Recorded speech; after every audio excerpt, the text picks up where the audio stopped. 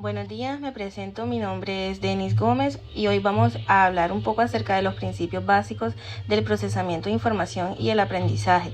Y en este caso me voy a centrar en la atención. Bueno, partiendo de lo que es la atención, es un proceso mental que nos permite a nosotros poder seleccionar de manera que nos concentremos en mantener ese foco en ciertos estímulos o tareas específicas. Mientras que dejamos al lado otros que no son relevantes o importantes en ese momento. En otras palabras, la atención es como ese filtro que decide a qué prestarle importancia, ¿verdad? Funciona como ese foco de linterna. Y es fundamental ¿para qué? En este caso para aprender, para la toma de decisiones, para recordar y pues para adaptarnos al entorno como tal. Ahora bien, la atención tiene algunas características. Las características son el sistema complejo, que no depende de solo una zona del cerebro. Es decir, la atención depende de todo ese conjunto de áreas que trabajan juntas en sí, ¿verdad? Eso se define como un sistema complejo. Es decir, que la atención no depende de una sola parte del cerebro, sino de un conjunto de áreas específicas que trabajan unidas para poder integrar esos diferentes procesos y que de alguna manera nos ayude a nosotros poder hacer un esfuerzo y concentración para poder orientarnos hacia lo importante, para poder mantener esa concentración o incluso para procesar esa información de manera rápida en diferentes ocasiones en las que nos encontremos.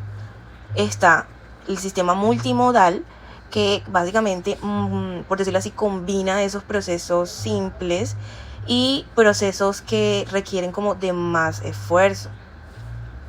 El filtro selectivo se refiere cómo nosotros elegimos algunos estímulos que para nosotros son importantes y cómo descartamos esos que son irrelevantes, es decir, que no son importantes para nosotros. El sistema jerárquico, en la atención, el sistema jerárquico explica cómo esos procesos atencionales están organizados por unos niveles. ¿Cuáles son esos niveles? Podría decirse que están desde los más simples o más básicos hasta los más complejos. Un nivel básico o inferior podría ser esos procesos automáticos y pues también como esos reflejos que nosotros tenemos hacia un sonido fuerte, por decirlo así. El nivel intermedio está como ese control de la concentración y la selección de estímulos relevantes. El nivel superior pues son esos procesos conscientes o automáticos o voluntarios que tenemos para poder resolver un problema o mantener la atención durante una lectura. El sistema dinámico, entonces, es aquel en que los elementos interactúan de forma continua y cambian con el tiempo y también se autorregulan con el tiempo. Se transforma constantemente según aquellos estímulos internos, es decir, los pensamientos, los recuerdos o las emociones, y de los externos como el ambiente, las relaciones sociales y demás.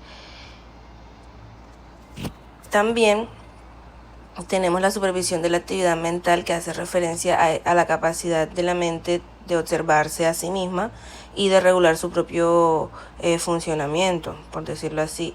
Esto se asocia como a la metacognición, es decir, pensar sobre lo que pensamos. Bueno, dentro de las características también entra el control de la información, la selección de la información y el mantenimiento de estados de alerta. ¿Qué se dice como control de información? El control de la información, más que todo, es como esa capacidad regular, cómo entra, cómo se procesa y cómo se utiliza esta información, cómo se usa esta información en la mente. Y pues más que todo esto que nos permite dirigir esa atención hacia algo útil, y pues también al mismo tiempo bloquea como esa información que no es importante en el momento. La selección de la información entonces es como ese filtro atencional que elige cuáles son los estímulos que van a recibir prioridad dentro del entorno, por decirse así. Por ejemplo, escuchar la voz de mi profesor aunque haya mucho ruido en el pasillo. Ese sería un ejemplo del filtro atencional. Ahora, el mantenimiento del estado de alerta, pues es la capacidad más que todo como que de mantenerse despierto o vigilante. ¿Para qué? Para reaccionar a esos estímulos del ambiente. Por ejemplo, un guardia de seguridad que permanece atento durante todo su turno para detectar cualquier movimiento o cualquier movimiento extraño que se esté presentando durante su turno. Bueno, y dentro de las estructuras encefálicas que se activan en la atención está la formación reticular o tronco encefálico, que regula la activación general del cerebro si está en estado de alerta y vigilia, y es como ese interruptor que mantiene la conciencia despierta para poder atender los estímulos de alrededor. El tálamo pues filtra y selecciona los estímulos sensoriales antes de llegar a la corteza y actúa como ese filtro atencional que decide qué información pasa y qué se ignora.